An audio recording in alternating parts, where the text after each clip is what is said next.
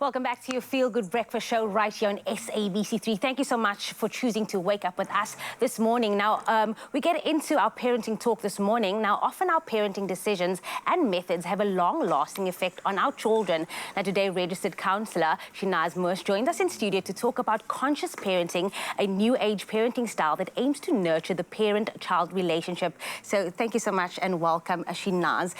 We were just speaking about this. It's so often we want to get so self-indulgent when we speak about topics about this, but let's get into it. We talk about conscious parenting. What exactly is it, and how do we... How would you define it? How would you then define it? Okay, so for me, conscious parenting has one simple definition, and that is actually by the author of the book, The Conscious Parent, Dr. Shafali Sabari. It's about the child is here to show you where you need to grow up.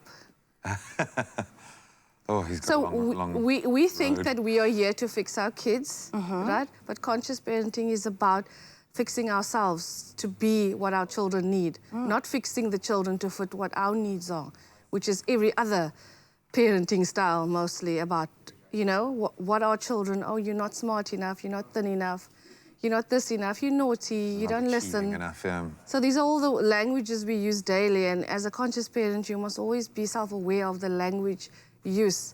It is no walk in the park, I'm telling you this. It is, but when you see the scenery along the way, that is the relationships blossoming. You don't want to go back. I don't want to go back. Sometimes I wish I could, you know, ignorance is bliss. I want to go back, but I can't go back. Maybe a good way to understand it will be to look at a decision made as a conscious parent as opposed to one in the more sort of antiquated, power-based parenting style. Okay, I get a lot of those recently. My newest challenge was my 17-year-old daughter wanted a nose ring. And I grew up in a time where there was a stigma, nose rings were for the wild biker chicks, you know, and your good little daughter doesn't have a nose ring. So that was my preconceived belief around it. So as conscious parents, we discuss, my husband and I discuss it, and we discuss it with her. I was outvoted. So it was 2-1. When I realized also, it's her body. I cannot tell her what she can and can't do with her body.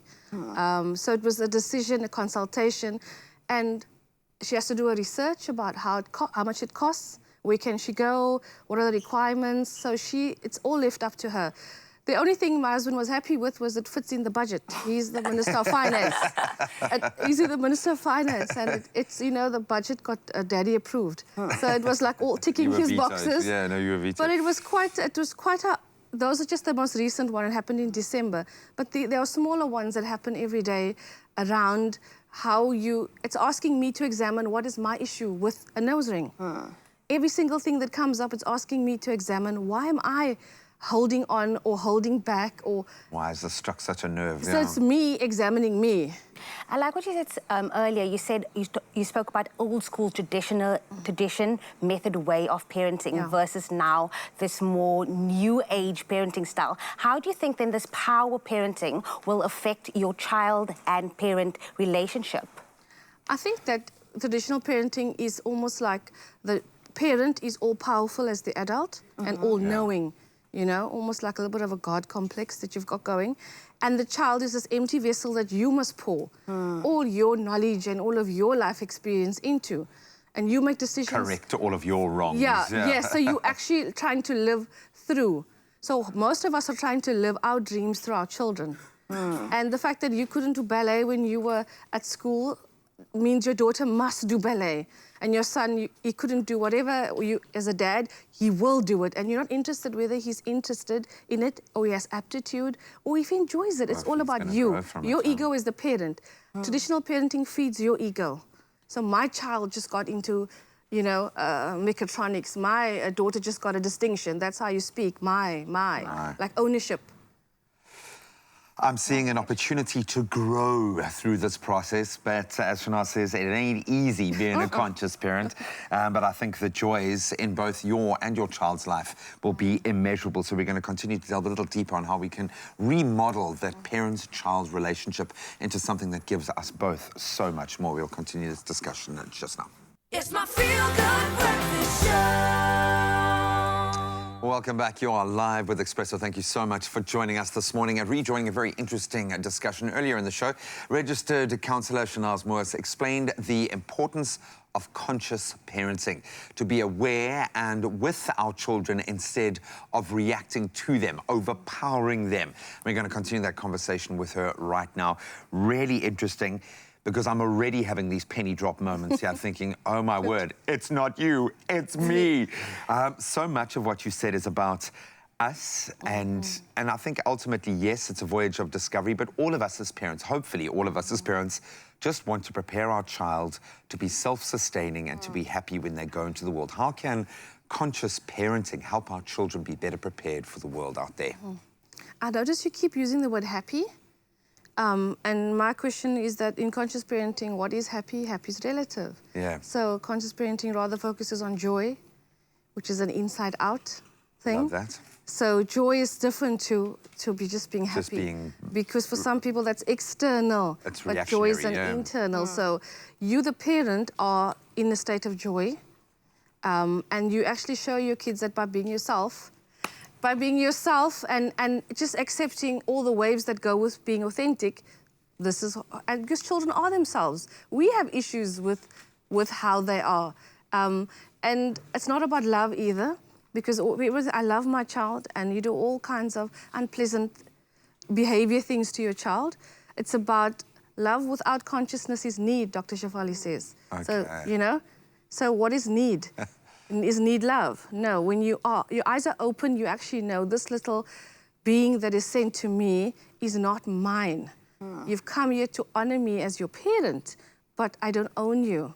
I don't own you. I love you, yes. I appreciate you, I value you. Now, if you ask kids, do you feel loved and appreciated?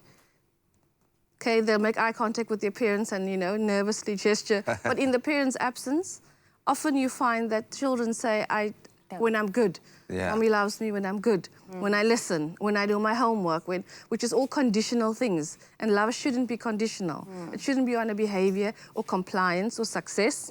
That's the other thing about conscious parenting. You know, traditional parenting, when your child gets A's and everything, you like, everyone high-fives you and, you know, and you place reports all over Facebook and you're the best parent. But conscious parenting is about, when my child fails, are they a failure? Yeah. Is my child the mistakes? And I've had an experience recently where I had to fight the ego in terms of if my son or my daughter didn't do well, they are not the marks, they are not the results. How can I better serve them as a parent? Well, I suppose then because it holds up a mirror to ourselves and then we have to look at our own failures and how we view ourselves in failure, yeah. What advice would you give parents who's now consciously making that decision to cross to conscious parenting as opposed to being that strict power parenting and traditional parenting method? I mean, reading the book is quite helpful. I was telling Graham in the break, The Awakened Family is the second book. The Conscious Parent is the first book, both by Dr. Shafali. But The Awakened Family is an easier read. A little less intense. Yeah, less huddling in the corner and crying, as we spoke about, you know, because there's a lot of introspection. You know, and that journey that you take to yourself, the journey to fullness and wholeness, is essentially what happens when you read these books. Yeah, so I'm a huge fan. I've been teaching conscious parenting for a few years, but I've been living it for longer. All right, and the rewards that come with it, I think, are many. But get ready to hold that mirror up. But, of course, you can get more incredible insights. happyconfidentme.co.za is a good place to start. And maybe you've got some advice if you have been on this conscious parenting journey on how we, as parents, can start to enrich the relationship with our child. I love that we don't own them, we just simply love them. And that is where it should all start. Shenaaz, thank you so much. That was awesome. Really great.